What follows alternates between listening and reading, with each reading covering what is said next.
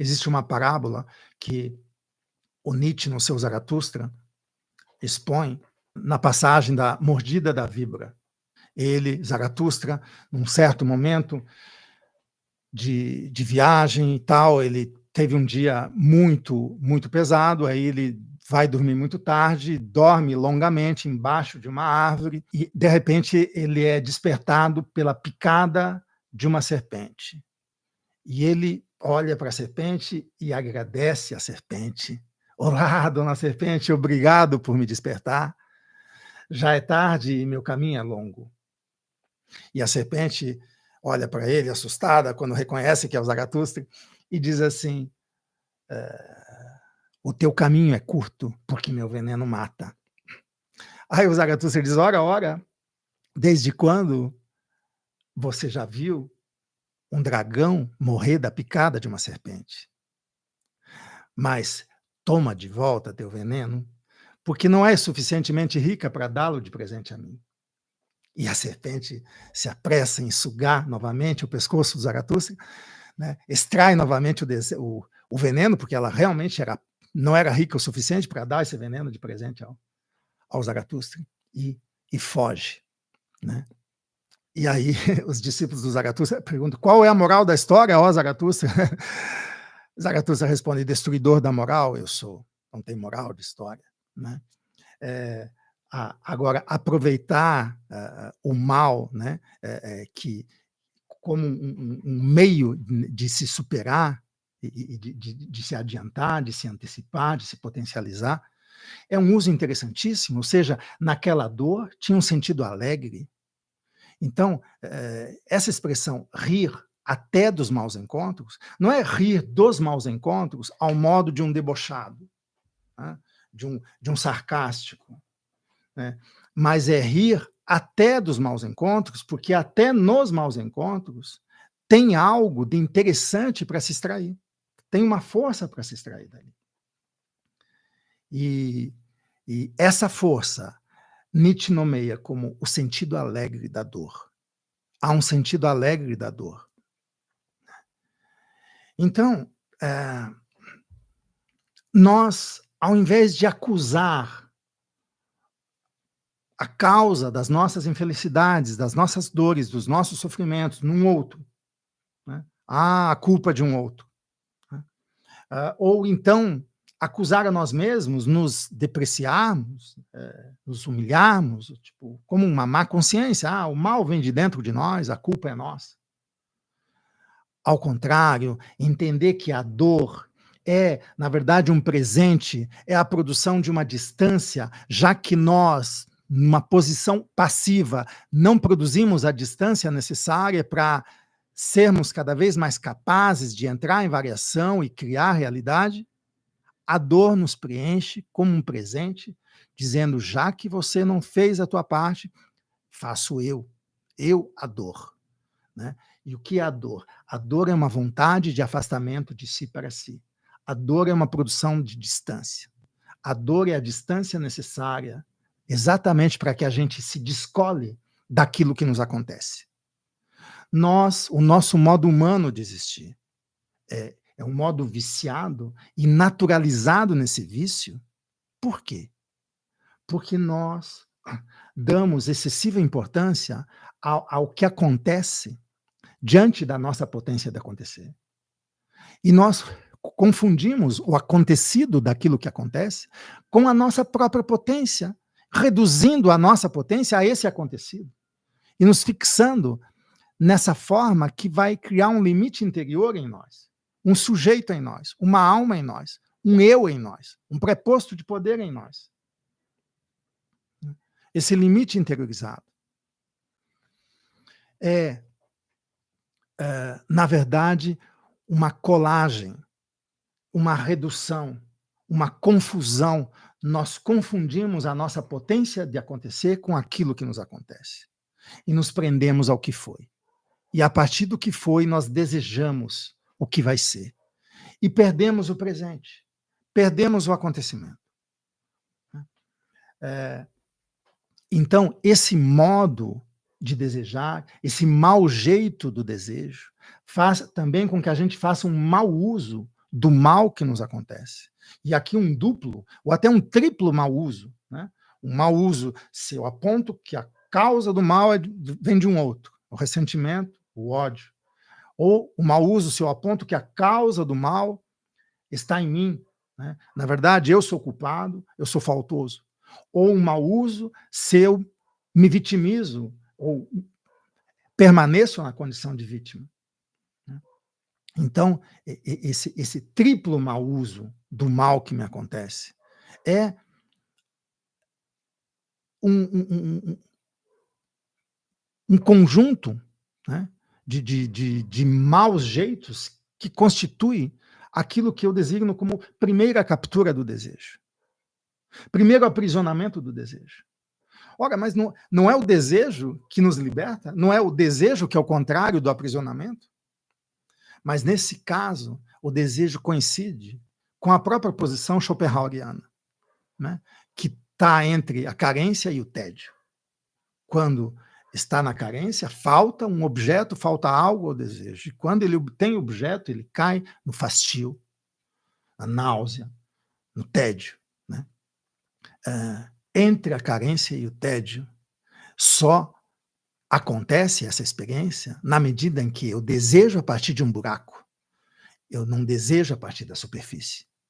Então, desejar a partir da superfície, desejar a partir da maneira de se relacionar, desejar a partir do estilo de vida, do foco do nosso desejo. Não focar no outro, nem focar em si, mas focar no entre, na relação, na maneira. Né? Amar essa maneira que faz a vida no outro e em mim e em tudo. Amar aquilo que ativa a vida, que intensifica a vida, que afirma a vida, né? Em tudo e em todos. Amar aquilo que produz vontade, aquilo que produz desejo, aquilo que vitaliza a própria vida. E não amar o outro. Amar o outro é uma tolice. Amar a si é outra tolice. Exceto quando a gente ama a si na medida em que está ligado à potência de acontecer. Amo o outro na medida que o outro está ligado à potência de acontecer. Amo o outro na medida que o outro ama o que acontece a ele e aos outros na relação que ele estabelece com o mundo. Amo a mim mesmo na medida em que eu amo o que me acontece na relação com os outros e o que acontece aos outros na relação comigo. Então, não tem nada a ver nem com egoísmo, nem com altruísmo.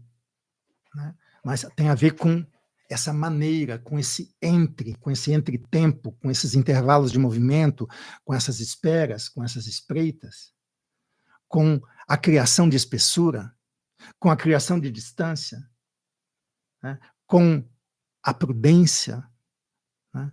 A arte da espreita é fundamental. Nós não combateremos o mal atacando o mal num outro, atacando o poder que está fora em nós. Porque todo poder, toda opressão, né, a coação, a produção de miséria, nasce da impotência humana. Nosso inimigo não é o poder, nosso inimigo é a impotência, porque não há investimento no poder sem a impotência. É o impotente que busca o poder. Então, por isso eu tenho que combater a impotência e a miséria.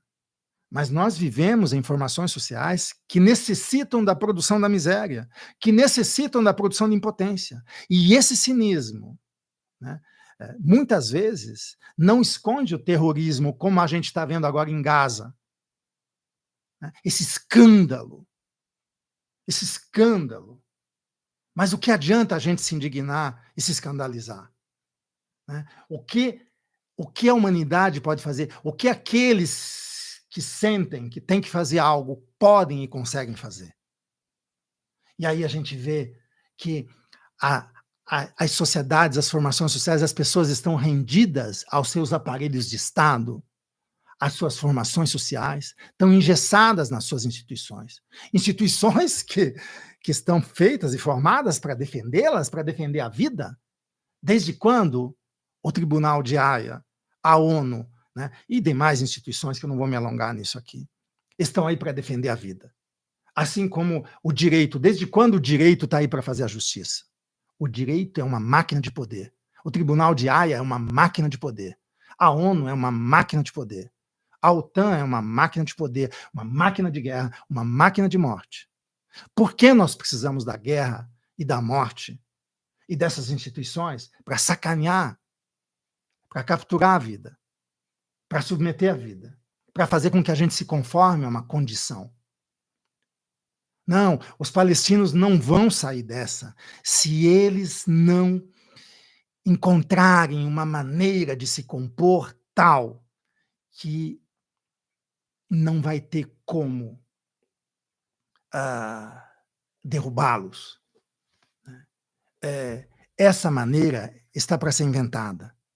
Ninguém vai nos proteger se a gente não inventar o nosso modo de viver de uma maneira tal que nem a morte ou a ameaça da morte nos derrubaria.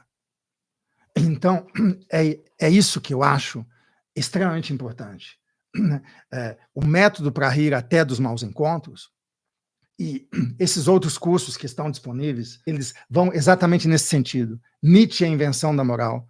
Nietzsche, além do bem e do mal, desconstruindo o ressentimento. O desejo e a liberdade em Bergson. O corpo sem órgãos, que é um corpo que nos é separado desde bebês, e a gente fica correndo atrás desse corpo sem órgãos. Cadê nosso corpo sem órgãos? Um ser de poder, um ser escroto, um ser que humilha, que mata, que rebaixa, que explora, que oprime.